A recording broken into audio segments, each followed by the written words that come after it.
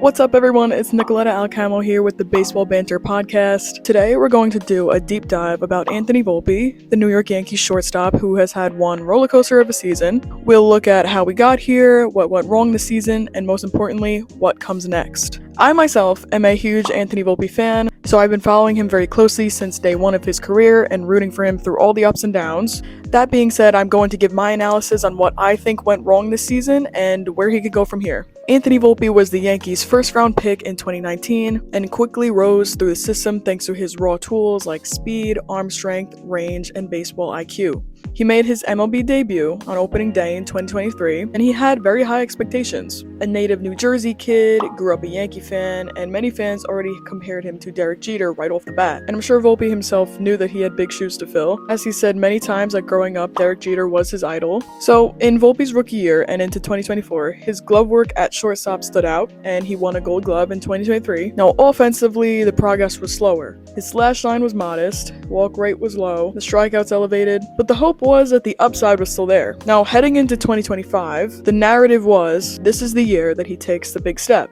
The infield around him had other changes, but Volpe was still considered the shortstop of the future. Unfortunately, 2025 didn't go as we hoped. On the offensive side, his numbers regressed significantly. Defensive metrics that once made him a safe bet at shortstop collapsed as he committed 19 errors this season. His performance was a huge storyline all season long. But now here's where the problem lies. I remember watching the Yankee game on May 3rd this year. Volpe dove for a ball and it looked like he got injured, and some of the staff came out to check on him and it didn't look too good. It was later said that he felt a pop while diving for a ball and he did not get put in the lineup the next day. But then that was it. We were told he was okay and then he continued to play every day, pretty much. Now, a few months later, the Yankees revealed that Volpe was playing through a shoulder injury, a partially torn labrum in his left shoulder, which occurred that very game back in May. He got a couple cortisone shots before the postseason, and then he got surgery right after the Yankee season ended. The injury appears to have influenced both his offensive timing and his defensive aggressiveness.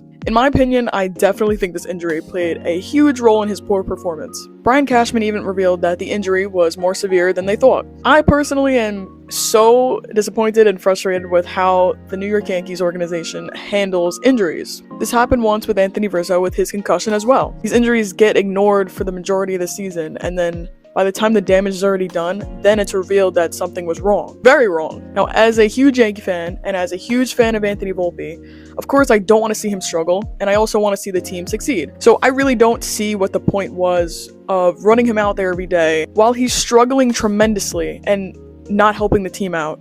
And so it just kind of baffles me that nobody raised the question as to, hey, maybe there's something wrong here, maybe we should revisit the shoulder thing. His plate discipline did show some signs of adjustment earlier this year, but I'd say after that injury, it all went downhill. Now, there's another big piece of this that I want to discuss as well, the mental side of it. Shortstop is one of the premium positions in baseball. Both offensively and defensively, the expectations are very high, especially for a player in New York, especially in a position where Derek Jeter used to grace the pinstripes, right? In my opinion, I definitely think he was kind of set up for failure by most of the fan base right off the bat, who were immediately holding him to the Jeter standard. Nobody will be Derek Jeter, and that's okay. You don't have to be. But as a Yankee fan, I know that's what the city expects. You expect greatness, and so when you have a player that's not exactly living up to that, you get frustrated, and I get it. You gotta give Volpe tons of credit for sticking it out this whole season, as he's gotten ridiculed very harshly by the majority of the fan base. I think there's a fine line between criticism and pure bullying and hatred,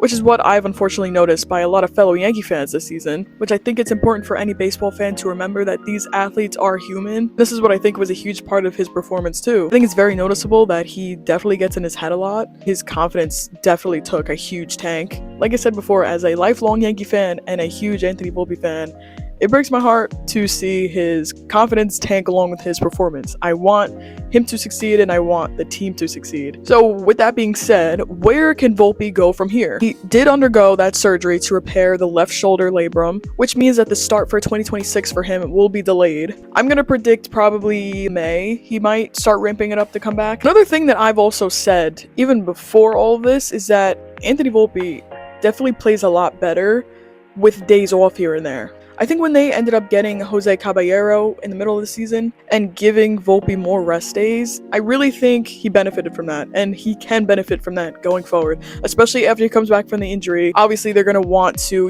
be cautious of the workload. But anyways, the goal is to get him healthy, get him moving freely again, and get his confidence back. His next step must be reestablishing his defensive foundation, footwork, fielding, aggressiveness, arm strength, angle adjustments. He definitely has shown in the past that he can handle the position at an above average level. Because look, when he makes good plays, he makes really good plays, and nobody can deny that. So now, with the injury, my question is that skill set permanently impaired, or is it fixable? And I think it's pretty safe to say that the Yankees organization still believes in his upside, and so do I. With that being said, the Yankees definitely will give him another shot. Now, the next part is he has to take the offensive step forward. He's got to improve consistent production, stop swinging for the fences all the time, and just get on base. Just get on base so much more, because we know how fast he is. He can be a very useful weapon on the base paths. So I think a realistic but impactful goal would be like hitting in the 250, 270 range, on base around 330, slugging maybe 420, 450, and that puts him in the everyday starter category other than a question mark. To wrap this up, 2026 will be a transitional year for him. This season, of course, was a disappointment for Anthony Volpe. The numbers, the defense, the injury all combined to create doubt for a lot of people. But what I want fans to see is that the underlying story isn't hopeless. The talent is there, the organization still believes, and I certainly believe in him too. But now the reset begins. Volpe has room to grow. If he recovers fully, remembers how to play with confidence on defense, and locks in at the plate, the narrative shifts from what the heck is wrong here to here's what we got. On the flip side, if the shoulder lags, if the defensive issues persist and the bat doesn't catch up, of course then the Yankees will have decisions to make. But for now, for us as fans, 2026 will be a critical season for Volpe. Not just about his performance, but about his health and his mindset. So buckle up. This is not the end of the story for Anthony Volpe. It may just be the most important chapter yet. Thank you for watching, and if you enjoyed this breakdown, like, follow, subscribe for more Yankees analysis. I'm Nicoletta, and I'll see you next time. Let's go Yankees.